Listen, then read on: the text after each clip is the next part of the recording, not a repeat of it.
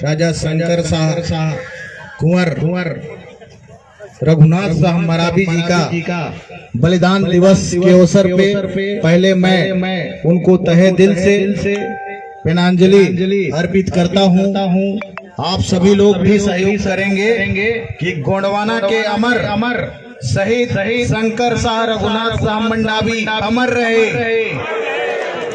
गोंडवाना के अमर शहीद शंकर शाह रघुनाथ साहब मरावी अमर रहे। दादा हीरा सिंह मरकाम अमर रहे। पेन दादा हीरा सिंह मरकाम अमर रहे। धन्यवाद साथियों, क्योंकि काफी समय से आप सभी लोग आज यहाँ उपस्थित हुए हैं।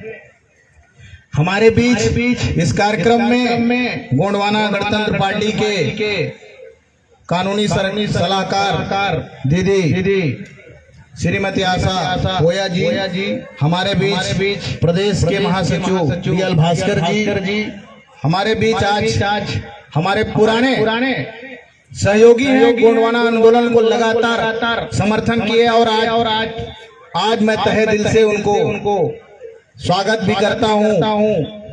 तिरुमाल सम्माननीय विजय कुमार पटेल जी, जिन्होंने गोंडवाना गणतंत्र पार्टी भी ज्वाइन किया है। जोरदार तालियों से स्वागत साथियों।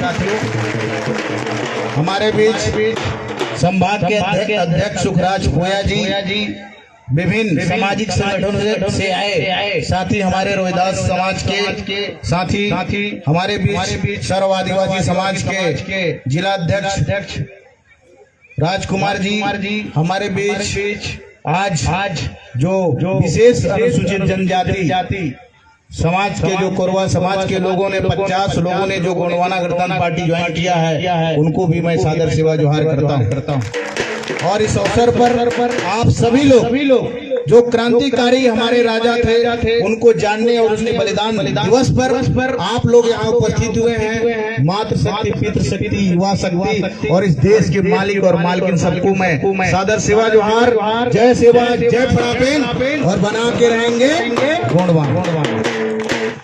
साथियों, आज यहाँ पर हमारे वक्ताओं ने ये बात आप सभी लोगों को कहा कि हम इस देश के मालिक हैं और राजा महाराजा के औलाद हैं। आज का दिन जो बताने का जो मतलब यही है कि आज इतिहास के पन्नों में भी हमको अगर हमारे महापुरुषों को उन्होंने जगह नहीं दिया, लेकिन हम सभी लोगों ने गोंडवाना आंदोलन दादा मरकाम के माध्यम से पूरे देश में जो मूल निवासी समाज के गोंडवाना जो सम्राट रहे हमारे, उन लोगों को जो याद दिलाने का, उनको सम्मान देने का काम किया है। तो इसके लिए मैं दादा मरकाम जी को पुनः यहाँ से हार्दिक और पेनांजलि और सेवा जोहार करता हूँ। साथियों, जिस तरह से हमको ये बात पता चलता है, जिस तरह ये जीवनी के रूप में थोड़ा बता देना चाहूंगा। गढ़मंडला का जो हमारा रियासत कितना था, ये पूरा जो धरती है पूरा गोंडवाना है। अभी कुछ गाना के माध्यम से बताने का प्रयास किया, हालांकि वो गाना यहाँ बजाया नहीं गया। ये धरती का नाम ही गोंडवाना, पूरा धरती का नाम ही गोंडवाना है। और यहाँ का अंतिम जो रियासत थी, छोटा रियासत था, जो लगभग अभी जो देखने को आपको मिलता है, ये जो लैंड पूरा जो भारत देश का जिसका नाम है, ये पूरा गोंडवाना लैंड का हिस्सा था। आपको यूट्यूब और जो के माध्यम से, सोशल मीडिया के माध्यम से आप सभी जो साथी हैं उसको देखने और समझने का काम करेंगे कि जिस धरती पर हम खड़ा है, ये धरती ही गोंडवाना। लेकिन आजादी के समय हमारे इस मूल निवासी समाज का जो लगभग 250 से 256 रियासतों को विलय करके भारत देश बनाया गया, लेकिन आज तक हमको राजपाट नहीं मिला। राजपाट नहीं दिया गया। जब राज्यों का गठन किया जा रहा था, भाषावार राज्यों का गठन किया गया, तो पंजाब बोलने वाले को पंजाबी दिया गया, बंगाल बोलने वाले को बंगाली दिया गया, लेकिन गोंडी, कोरकू और कुड़ो बोलने वाले जो करोड़ों में निवास करने वाले भारत देश के जो मूल निवासी और आदिवासी समाज को कोई राजपाट नहीं दिया गया। यहाँ पर राजपाट करने वाले गढ़ किला और ये चीज आज भी आपको बताने का काम करता है साथ साथियों, उसी का एक उदाहरण है गढ़मंडला, जहाँ पर देश की जो संस्कृति और जमीन और वहाँ की मातृभूमि को रक्षा करने की जब बात आई तो इस समाज ने यहाँ कुर्बानी दिया है, जिसका पहला जो उदाहरण आप देख रहे हैं रानी दुर्गावती का बलिदान। इसके बाद उनका 11वां पीढ़ी के जो संतान है शंकर शाह और रघुनाथ शाह, जिन्होंने 1818 के बाद जो रियासत है वो अंग्रेजों के कब्जे में चले जाने के बाद उस राज्य को, उसका राज्य का जो राजा थे हमारे शंकर शाह और उनके जो बेटे रघुनाथ शाह, जो कवि थे, कविता के माध्यम से उन रियासत महाकौशल का जो एरिया था वहां पर अंग्रेजों के विरुद्ध में जो वहां न्याय अत्याचार कर रहे थे उनके विरुद्ध में कविता के माध्यम से जनता और लोगों को बताने का काम कर रहे थे। इसका जो है हमारे बीच में गिरधर दास जैसे जो हमारे ही लोग, जिनको राजा ने उनको बाहर निकाल दिया था, उन लोगों ने उनके कविता को ट्रांसलेट करके वहाँ का जो कर्नल था, वहाँ का जो रेजिमेंट 52 रेजिमेंट जबलपुर में जो स्थित था अंग्रेजों का, उसका कमांडर था, उसको बताने का काम जो है वो हमारे बीच का जो व्यक्ति अनुवाद करके बताता था। तब उन्होंने 14 सितंबर को उस राजमहल में धावा बोल दिया अपने बटालियनों के साथ और उनको देशद्रोह के नाम पर उनको कैद कर दिया गया। जो आज भी जबलपुर का जो क्षेत्र है इसमें आज वो कार्यालय है, वहाँ पर उनको बंदी बनाकर रखा गया और उनको इसलिए उनको वहाँ से फांसी के जो तोप के मुंह में बांध कर तोप का जो मुंह में बांध कर सजा सुनाया गया कि भाई इनको उन्होंने हंसते हंसते, चाहे वो शंकर शाह जी हमारे राजा थे और रघुनाथ शाह, उन्होंने कहा कि मैं ये आंदोलन और ये जो विरोध है मैं दास्ता स्वीकार करने के लिए तैयार नहीं हूँ। तो क्या किया गया, उनको तोप के मुंह पर खड़ा कर दिया गया और वहाँ की जनता को बुलाया गया और कहा गया कि इनके सामने उन्होंने कहा कि हमारी जो इच्छा, अंतिम इच्छा है कि हम अपने कविता के माध्यम से ये बात जगाने का काम किया। उस समय वहाँ का जो कमांडर था वो डर गया, कलार जो उन्होंने डर गया और उन्होंने कहा कि भैया इनको जो तोप के मुंह में बांध कर उनको उड़ा दिया गया, लेकिन हमारे राजा थे आपके लिए, इस मातृभूमि की रक्षा के लिए उन्होंने सिलेंडर नहीं बोला और स्वीकार, उनका गुलामी स्वीकार नहीं किया। साथियों, हम उन पूर्वजों के वंशज हैं, राजा महाराजा के औलाद हैं, कहीं ऐसे भीख मांगने वाले लोगों के औलाद नहीं है। तो 70 साल की आजादी में क्या स्थिति है। अभी हमारे पटेल जी बोल रहे थे, ये जो हमारा जो क्षेत्र है, जो नकली राजा यहाँ पर राज कर रहे हैं वोट के माध्यम से, लोकतंत्र में भी जो अंग्रेजों का जिन्होंने दलाली किया है, कभी कोई लड़ाई आपके लिए नहीं लड़ा, उसको आज महाराजा मान रहे हो और उसको विधायक और बनाकर छत्तीसगढ़ में विधानसभा में भेज रहे हो। ये काम करना बंद करना पड़ेगा साथियों। इस कुर्बानी को याद करना पड़ेगा। हमारा शंकर शाह और रघुनाथ शाह का असली कुर्बानी तब सही होगा और आप लोगों का यहाँ आने का मकसद तब पूरा होगा जब आप और हमारे युवा ये बात को संकल्प लेकर जाएंगे कि 75 साल के आजादी के बाद भी हम आज क्या है, राजा और महाराजा के औलाद होते हुए भी आज हम क्या कर रहे हैं, कहीं कुली और रेजा के रूप में काम कर रहे हैं कि नहीं कर रहे हैं। हमारी बहन बेटी रोडों पर काम करने के लिए मजबूर है कि नहीं है। यही आजादी है क्या, यही विकास है क्या। ये हम यहाँ के 70 साल से जो काबिज भारतीय जनता पार्टी और कांग्रेस के जो लोगों से भी मैं यही पूछना चाहता हूँ। साथियों, आपको तैयार होने की जरूरत है।